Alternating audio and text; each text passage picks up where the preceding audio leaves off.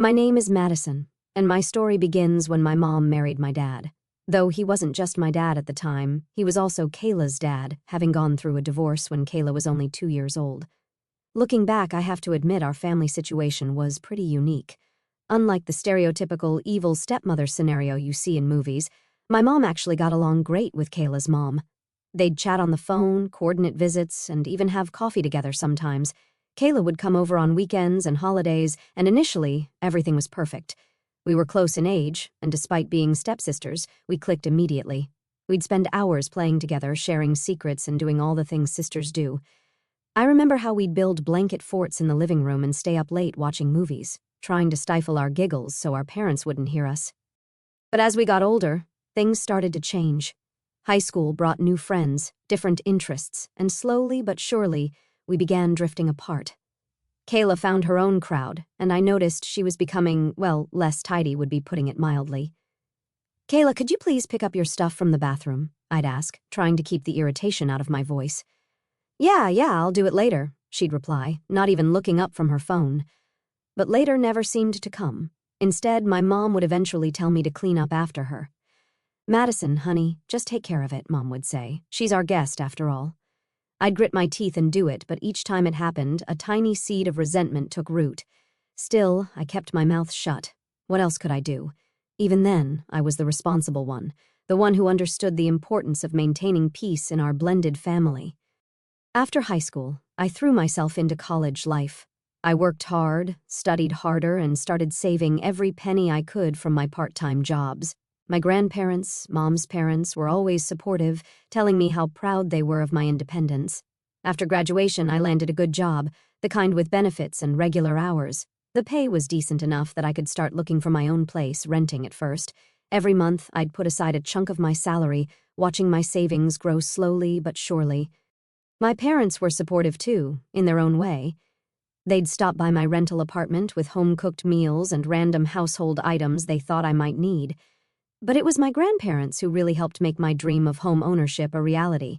Between my savings, their generous contribution, and my parents' help with renovation costs and furniture, I finally bought my own place.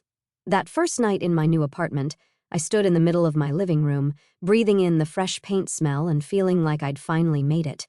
Everything was exactly where I wanted it, including the antique dining set my great-grandmother had left me and the expensive bottle of wine I'd been saving for a special occasion. 6 months after I moved in, Mom called. "Honey, I need to ask you a favor," she said over the phone. Her voice had that sweet, careful tone she used when she wanted something big. "It's about Kayla." I felt my stomach tighten. "What about her? She's found a job here in the city. Isn't that wonderful?" Mom paused for effect. "But she needs a place to stay while she gets settled. Just for a couple of months." I gripped my phone tighter. "Mom, she can't afford rent yet, and you have that spare room," Mom continued. "It would mean so much to all of us. You know how hard it is starting out." I closed my eyes, remembering all those times Kayla had left our house looking like a tornado had hit it when we were younger. But maybe she'd grown up. Maybe she'd changed. It was only for 2 months, right? "Okay," I heard myself say, "but just for 2 months." "Oh, sweetie, thank you. You're such a good sister," Mom gushed. "Kayla will be there tomorrow." Kayla breezed in with 4 massive suitcases and immediately started unpacking, by which I mean she started throwing her clothes everywhere. Within an hour, my pristine living room looked like a clothing bomb had exploded. That night, I came home from work to find dirty dishes piled in the sink and half-eaten takeout containers scattered across the kitchen counter. Kayla was sprawled on my couch watching TV. "Hey, could you wash your dishes?" I asked, trying to keep my voice level. "I'll get to it," she said, not looking away from the screen. She never got to it. Days passed, and the situation only got worse. One morning, I opened my closet to find several of my favorite outfits missing. I found them later in Kayla's room, crumpled on the floor. "What the hell, Kayla?" I confronted her. "Why are you taking my clothes without asking?" She rolled her eyes. "Come on, we're the same size. Don't be so uptight about it. We're sisters, remember?" "Sisters ask permission," I muttered, but she was already walking away. The final straw was the food situation. I'd always enjoyed cooking, making enough for leftovers to take to work the next day. But now, I'd come home to find everything I'd made the night before completely gone, with nothing prepared in return. "Kayla, you can't keep eating all the food without contributing," I said one evening, standing in front of my empty fridge. She looked up from her phone, annoyed. I'm a guest here, Madison. You're the host. You're supposed to take care of your guests. Guest or not, you need to help out, I insisted. Whatever, she shrugged. If you're going to be so weird about it, I'll just order takeout. I stood there, watching her scroll through her delivery apps, feeling my blood pressure rise. This wasn't what I'd signed up for.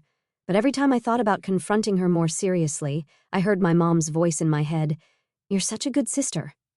2 weeks into this nightmare of cohabitation, I was already counting down the days until my apartment would be mine again. Work had been particularly rough that day, and all I wanted was to come home, heat up some leftovers, if there were any, and collapse on my couch. Instead, I walked into darkness. At first, I thought maybe Kayla had finally gone out for the evening, giving me some peace and quiet, but then I noticed the flickering light coming from my living room. As I turned the corner, I stopped dead in my tracks. There, at my dining table, using my great-grandmother's antique dining set that I barely used myself because of how precious it was to me, sat Kayla and some guy I'd never seen before. Candles were lit everywhere, creating what was supposed to be a romantic atmosphere. They were leaning in close to each other, giggling and kissing between bites of what looked like takeout arranged on my family heirlooms. But what really made my blood boil was the open bottle on the table.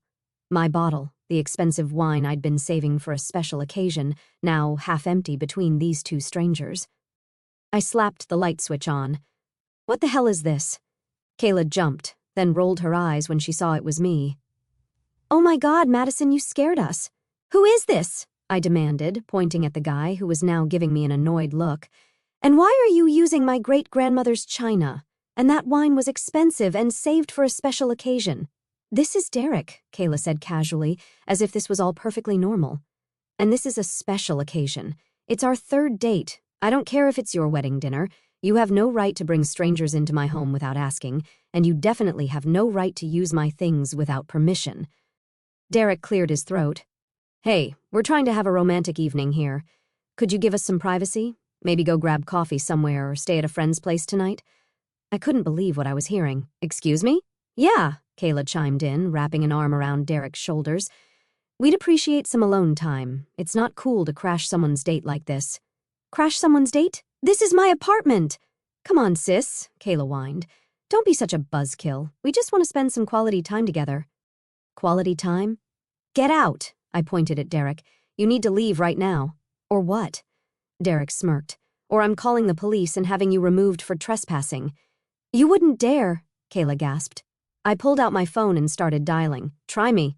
Derek's smirk vanished. He stood up, grabbing his jacket. "Whatever, this is ridiculous. I'm out of here." "Derek, wait," Kayla called after him as he headed for the door. She turned to glare at me. "Thanks a lot, Madison. Thanks for ruining everything." She grabbed her purse and stormed out after him, slamming the door so hard my pictures rattled on the walls. My phone rang early the next morning. Mom's name flashed across the screen, and I already knew this wasn't going to be good. "How could you?" She started before I could even say hello. "Your own sister. Mom, let me explain." "Explain what?" "How you humiliated that poor girl in front of her date. How you threatened to call the police on her." I pinched the bridge of my nose. "Did she tell you she was using great-grandma's china? Or that she opened my expensive wine without asking?" "Oh, Madison," Mom's voice dripped with disappointment. "When did you become so selfish, so arrogant? Your sister is trying to build a life here, and you're treating her like a criminal. She brought a complete stranger into my home without... She's an unhappy girl who needs her family's support right now, but clearly, you're too wrapped up in your own little world to see that." Before I could defend myself further, Mom hung up. I stared at my phone, feeling a mixture of anger and hurt bubbling up inside me. But I didn't have long to process because barely an hour later, my phone rang again. This time, it was Kayla's mom. "Madison," her voice was sharp, "we need to talk about your behavior." "My behavior?" I couldn't help but laugh. "What about Kayla's behavior? You know, ever since you bought that apartment, you've changed. Become arrogant, selfish. That's not fair." "Not fair? I'll tell you what's not fair. Have you forgotten when you and your mother first moved here? You stayed at our house for 2 weeks. Kayla and I treated you both with nothing but respect. We didn't kick you out or threaten to call the police on you." "That was completely different," I protested. "We didn't trash your house or use your personal belongings without permission. Look, I come home exhausted from work every day, and instead of resting, I'm cleaning up after Kayla. She doesn't wash dishes, doesn't do laundry." "You're being too strict with her." Kayla's mom cut me off. She tells me how hard it is living with you, how biased you are against her. These are little things, Madison. You need to stop being so uptight about every little thing. Little things? It's about basic respect. She doesn't appreciate anything I do, doesn't respect my home or my belongings. She's your sister. Well, if she doesn't like living with me, she's welcome to leave my apartment right now. There was a sharp intake of breath on the other end of the line. I see. Kayla's mom's voice turned ice cold. I'll be speaking to your father and mother about this. Don't think this is over. The line went dead. I sat there, my hands shaking with frustration. How had I become the villain in this story? All I wanted was some basic respect and consideration in my own home. Was that really too much to ask? My phone rang again a few hours later. Mom's name flashed on the screen for the second time that day. I almost didn't answer, but I knew ignoring her would only make things worse. My finger hovered over the decline button for a moment before I finally accepted the call, bracing myself for what was coming. What is wrong with you? She didn't even say hello. I just got off the phone with Kayla's mother. She's incredibly upset. I slumped onto my couch, feeling a headache starting to form. Mom, do you have any idea how hard I've worked to maintain this relationship with her? Your father's ex-wife and I have always gotten along wonderfully. I'm proud of that, and now you're ruining everything. Do you know how rare it is for divorced families to get along like we do? I'm ruining everything? I sat up straight, my voice rising. Mom, you promised me Kayla wouldn't interfere with my life. You said I'd barely see her because she'd be at work all day. Well, guess what? It's been 2 weeks and she hasn't gone to a single job interview. Not one. She's looking? No, she's not. She stays home all day, making a mess of my apartment and bringing random guys over. You want to know what she's really doing? She sits on my couch all day, watching TV shows and ordering takeout. She doesn't wash her clothes, doesn't cook, doesn't clean, won't even wash a single dish. Every day, I come home from work to complete chaos. Do you know what it's like to work a full day and come home to find your kitchen destroyed and all your food eaten? Honey, Mom's voice took on that condescending tone I hated, the one she used when she thought she was being the voice of reason. Kayla isn't used to living independently. She doesn't know how to do these things yet. She's never had to take care of herself before. I couldn't believe what I was hearing. I paced around my living room, stepping over Kayla's discarded shoes.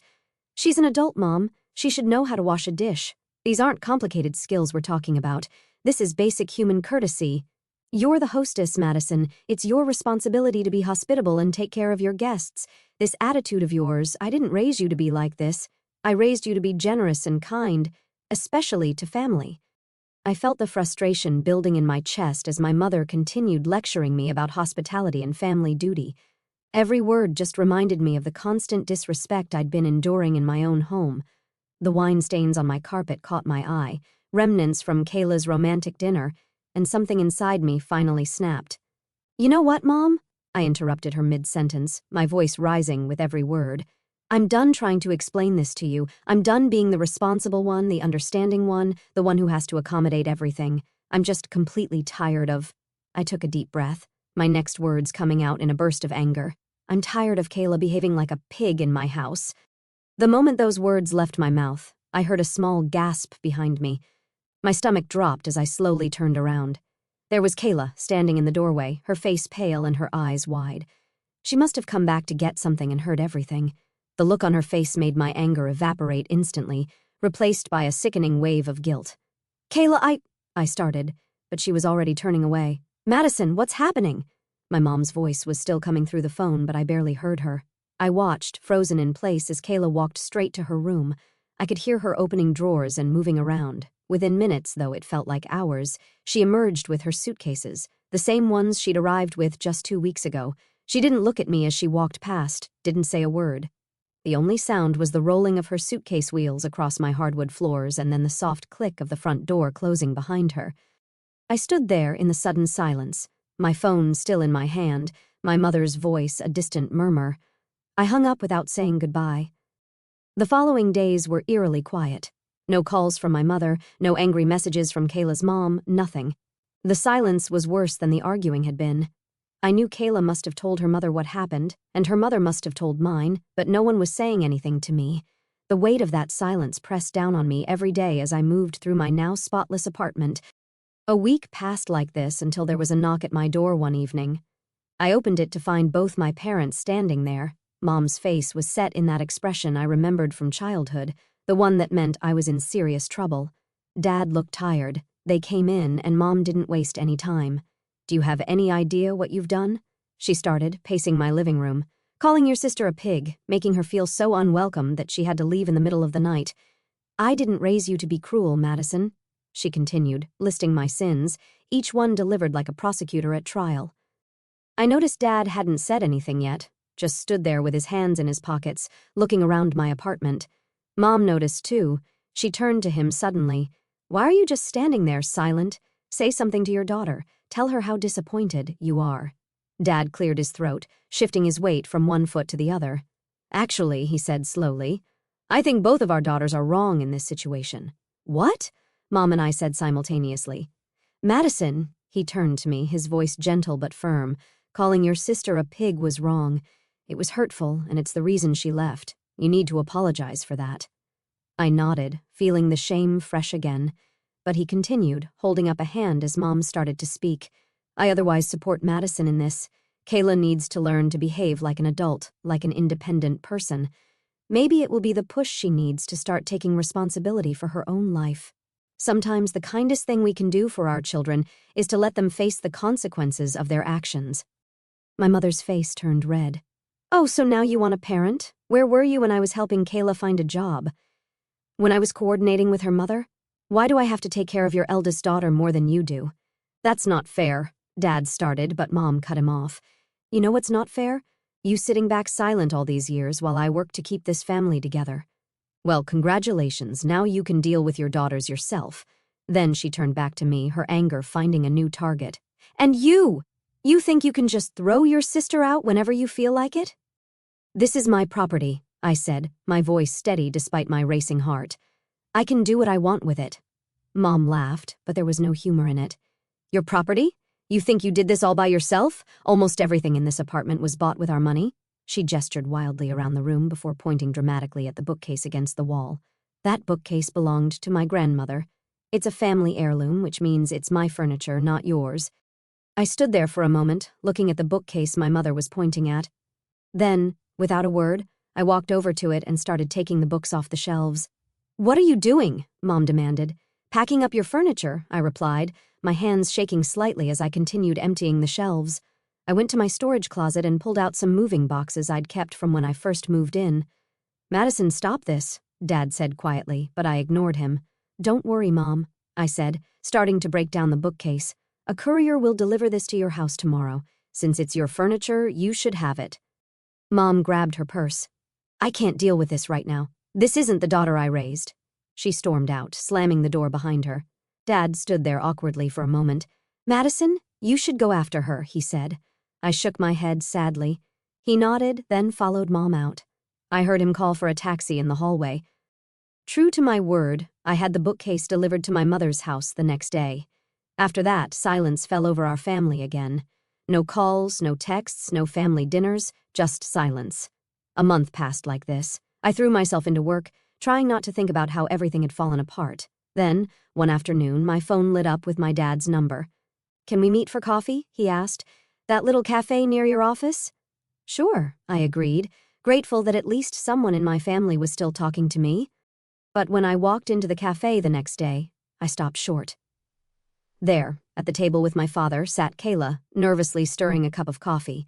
For a moment, I considered turning around and walking out, but Dad had already seen me and waved me over. I took a deep breath and approached the table. No one spoke as I sat down. Kayla stared into her coffee cup, and I focused on arranging my purse on the back of my chair. Dad cleared his throat but didn't say anything. The awkward silence stretched on until a waitress came to take my order, giving us all a moment to collect ourselves. Finally, Kayla looked up. "So," she started, then paused to take a breath. "I got a job." That's great," I managed. "Yeah, it is, and I found my own apartment. It's small, but it's nice. I can actually afford it now with my new salary." She smiled slightly. "And, I'm still dating Derek. He thinks it's hilarious now, keeps calling you the fighting girl, says he's never seen anyone go from zero to calling the cops so fast. Despite everything, I found myself chuckling. Well, he was being pretty obnoxious." "He was," Kayla admitted. "We both were." She set down her coffee cup and looked me directly in the eyes. Madison, I'm really sorry for everything. The mess, the disrespect, using your things without asking. I was acting like a spoiled teenager instead of an adult.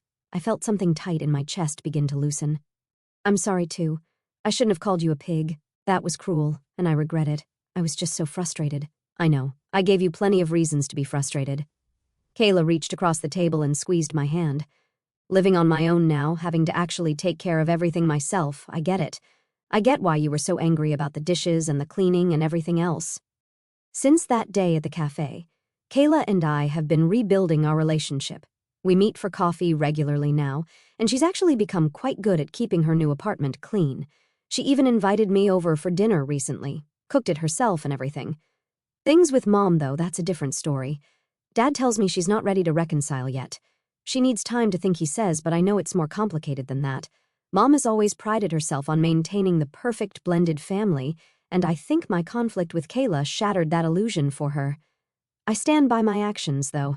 Yes, I could have handled some things better, but I don't believe I owe an apology to Mom or Kayla's mother for expecting basic respect in my own home. Yesterday, something interesting happened.